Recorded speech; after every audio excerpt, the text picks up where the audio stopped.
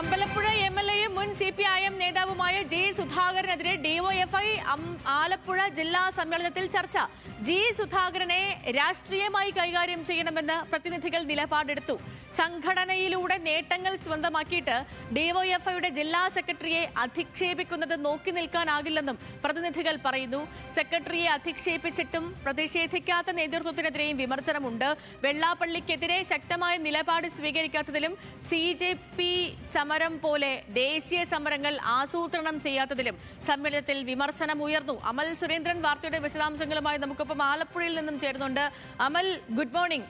Sudhakaran party വിടും മുൻപേ തന്നെ തുടങ്ങിയ CPM വിമർശനമാണ്. പാർട്ടി വിട്ടതിനു ശേഷം അത് കൂടുതൽ ശക്തമായി തന്നെ നടത്താൻ തുടങ്ങി. MLA ആയതിനു ശേഷവും അത് തുടർന്നുകൊണ്ടേയിരിക്കുന്നു. ഏറ്റവും ഒടുവിൽ നമ്മൾ കേട്ടത് ഡിവൈഎഫ്ഐയുടെ പൊതിച്ചോറ് ബന്ധപ്പെട്ട് അദ്ദേഹം നടത്തിയ പരാമർശങ്ങളാണ്. അത് ഡിവൈഎഫ്ഐ നേതൃത്വമൊക്കെ ശക്തമായ ഭാഷയിൽ അപലപിക്കുകയും വിമർശിക്കുകയും ഒക്കെ ചെയ്തുവെങ്കിലും ആലപ്പുഴയിൽ നിന്നും ഇങ്ങനെ ഒന്ന് പ്രതിഷേധിച്ചാൽ മതിയോ എന്നൊരു ചോദ്യമൊക്കെ പൊതുസമൂഹത്തിൽ നിന്നും ഉയർന്നിരുന്നു. ഇപ്പോൾ പാർട്ടി തന്നെ അതിനെ വിലയിരുത്തുകയാണ്. എങ്ങനെ സുധാകരനെ നേരിടാനാണ് പാർട്ടി ആലോചന? അമൽ,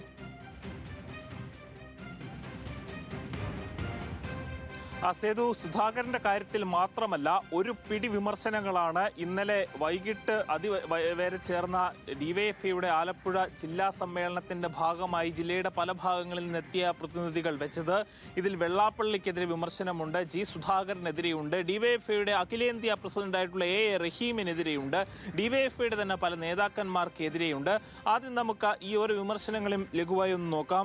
ഈ വെള്ളാപ്പള്ളിക്കെതിരെയുള്ള വിമർശനം എന്ന് പറഞ്ഞാൽ വെള്ളാപ്പള്ളിയുടെ കാര്യത്തിൽ നിലപാടെടുക്കുന്നതിൽ സർക്കാരിന് വലിയ രീതിയിലുള്ള വീഴ്ച പറ്റി. വെള്ളാപ്പള്ളി ജാതി പറഞ്ഞപ്പോഴൊന്നും ഈ സർക്കാരോ അല്ലെങ്കിൽ പാർട്ടിയോ ഡിവൈഎഫ്ഐയോ ഒന്നും അതിൽ പ്രതികരിക്കുന്ന ഒരു സാഹചര്യം ഉണ്ടായില്ല. അത് തെരഞ്ഞെടുപ്പ് പരാജയത്തിലേക്ക് വഴിതെളിച്ച കാരണങ്ങളിൽ ഒന്നായി പോലും പല പ്രതിനിധികളും ഈ സമ്മേളനത്തിൽ പറഞ്ഞു. ജി സുധാകരൻ നിരന്തരമായി ഡിവൈഎഫ്ഐയുടെ ജില്ലാ സെക്രട്ടറിയെ അധിക്ഷേപിക്കുന്നു. അദ്ദേഹത്തിനെ പൊളിറ്റിക്കൽ ക്രിമിനൽ എന്ന രീതിയിൽ അധിക്ഷേപിച്ചിട്ടും കാര്യമായിട്ടുള്ള പ്രതിഷേധം നടത്താനൊന്നും ഡിവൈഎഫ്ഐക്ക് സാധിച്ചില്ല എന്നതും അങ്ങേയറ്റം വീഴ്ചയായി തന്നെയാണ് പ്രതിനിധികൾ പറഞ്ഞത്. അതോടൊപ്പം തന്നെ ഇത്തരത്തിൽ ജി സുധാകരനെ കൈകാര്യം ചെയ്യണം എന്ന് ഒന്നിലധികം പ്രതിനിധികൾ ആവശ്യപ്പെടുന്ന സാഹചര്യം ഉണ്ടായിരുന്നു.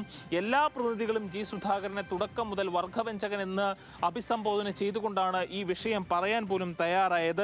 A റഹീമിനെതിരെയുള്ള വിമർശനമാണ് കുറച്ച് കടുത്തുപോയത് എന്ന് പറയേണ്ടതുണ്ട്.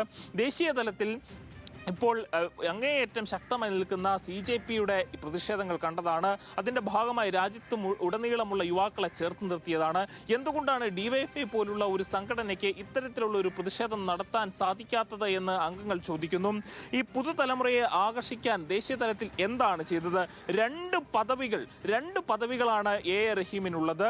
അത് അഖിലേന്ത്യാ പ്രസിഡന്റിന്റെ പദവി എന്നതോടൊപ്പം തന്നെ തിരുവനന്തപുരം ജില്ലാ സെക്രട്ടറി എന്നൊരു പദവിയും A റഹീമിന് കൊടുത്തിട്ടുണ്ട്. രണ്ട് പദവികൾ എങ്ങനെയാണ് ഒരു സഖാവിന് പുലർത്താൻ സാധിക്കുന്നത്? അതോടൊപ്പം തന്നെ ഈ അഖിലേന്ത്യാ പ്രസിഡന്റായി നിൽക്കുന്നിടത്ത് വലിയ പണിയില്ലാത്തത് കൊണ്ടാണോ തിരുവനന്തപുരം ജില്ലാ സെക്രട്ടറി എന്ന ഒരു പദം കൂടി അദ്ദേഹത്തിന് കൊടുത്തിരിക്കുന്നത് എന്നൊരു ചോദ്യവും പരിഹാസ രൂപേണ ചില അംഗങ്ങൾ ചോദിക്കുന്ന ഒരു സാഹചര്യം ഉണ്ടായിരുന്നു. മറ്റൊരു പ്രധാനപ്പെട്ട കാര്യം ഈ ഡിവൈഎഫ്ഐയുടെ പ്രധാനപ്പെട്ട ഒരു ഫണ്ട് പിരിവായിരുന്നു. ഈ വയനാട് ദുരന്തവുമായി ബന്ധപ്പെട്ട് അതിന്റെ സഹായനിധി ഫണ്ട് ഡിവൈഎഫ്ഐ സ്വന്തം നിലയ്ക്ക് പിരിച്ചിരുന്നു. തെരഞ്ഞെടുപ്പ് തുടങ്ങുന്ന സമയത്താണ് യൂത്ത് കോൺഗ്രസിന്റെ ഭാഗത്തു നിന്ന് ഡിവൈഎഫ്ഐക്കെതിരായിട്ട് ഒരു ആരോപണം വരുന്നത്. ഈ ഫണ്ടിൽ പിരിവിൽ തിരിമറി ഉണ്ടായി എന്ന നിലയിൽ.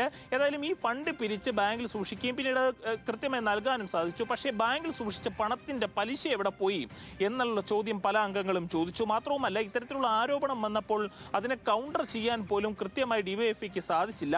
ചാനൽ ചർച്ചകളിൽ ചെന്നിരിക്കുന്ന ഡിവൈഎഫ്ഐയുടെ പ്രതിനിധികൾ നിരാശാജനകമായ വലിയ രീതിയിൽ വിമർശിക്കുന്നുണ്ട്. വിവരങ്ങൾ നൽകുകയായിരുന്നു അമൽ സുരേന്ദ്രൻ.